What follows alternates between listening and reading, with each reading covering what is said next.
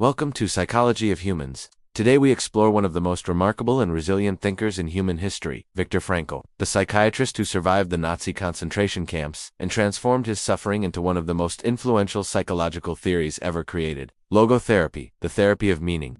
Frankl believed something deeply powerful. Human beings can endure almost anything, if they have a reason to live. It's not our circumstances that define us, he said, but the meaning we choose to give them.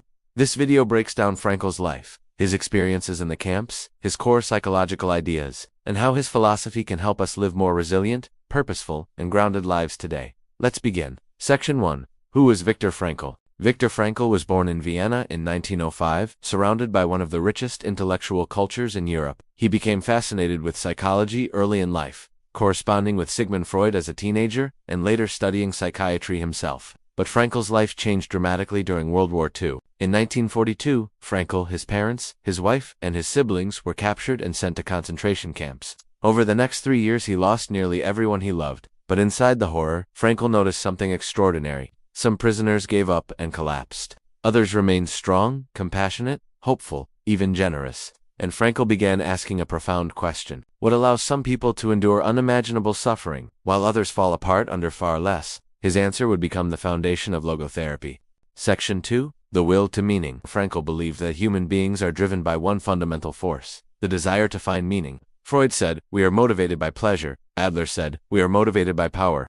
Frankl disagreed with them both. He said, "Life is never made unbearable by circumstances, but only by lack of meaning and purpose." In the camps, he observed that the prisoners who survived longest were not the physically strongest, but the ones who had a why, a loved one waiting, a project unfinished, a belief, a faith, a responsibility, a dream. Meaning, Frankl said, is what gives a person the strength to face suffering with dignity. Section 3. Meaning through suffering. One of Frankl's most powerful insights is that suffering itself can be meaningful. Not that suffering is good. Frankl never suggested that, but that human beings have the ability to choose their attitude in the face of suffering. He famously said, "When we are no longer able to change a situation, we are challenged to change ourselves." In the camps, prisoners had no control. Not over food, not over labor, not over violence, not over life or death. But they still had one last freedom, the freedom to choose their inner response. Frankl said this freedom can never be taken unless you surrender it, and that inner freedom became the foundation of his psychology.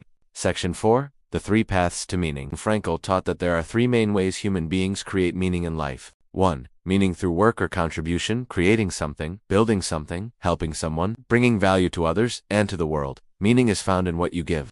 2. Meaning through love and connection, deep relationships, commitment, responsibility for another person. Frankl believed love was the highest understanding a human being could reach. 3. Meaning through the attitude we choose towards suffering. When life becomes painful, unfair, or overwhelming, meaning is found in the way we choose to respond. Even in the camps, Frankl saw people share bread, comfort others, and remain human in inhuman conditions.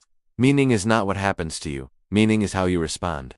Section 5. The existential vacuum. Frankl warned of something he called the existential vacuum, a psychological emptiness that appears when people lack meaning or direction. In modern life, this shows up as boredom, numbness, aimlessness, feeling lost, addictions and distractions, living without purpose, chronic dissatisfaction. The existential vacuum is the crisis of a life without why. Frankl said that when people don't know what they are living for, they become vulnerable to depression, anxiety, hopelessness, and the search for relief instead of purpose. Logotherapy helps people rediscover meaning and rebuild direction. Section 6. Freedom of attitude. One of Frankl's most famous ideas is this: everything can be taken from a man but one thing, the last of the human freedoms, to choose one's attitude in any given set of circumstances. This doesn't mean pretending everything is fine. It doesn't mean ignoring pain or avoiding reality. It means human beings always retain a final inner freedom, the ability to decide what kind of person they will be in the face of life's challenges. You may not control the world. You may not control what happens to you, but you can control your response, and that is where meaning is found. Section 7. Self-transcendence. Frankl believed something deeply counterintuitive. You find yourself by forgetting yourself when you devote your life to something bigger than your own desires. A mission, a relationship, a purpose. You transcend your ego and discover a deeper identity. Frankl called this self-transcendence, and he believed it was the core of psychological health. The more you focus on serving life, the more meaningful your own life becomes.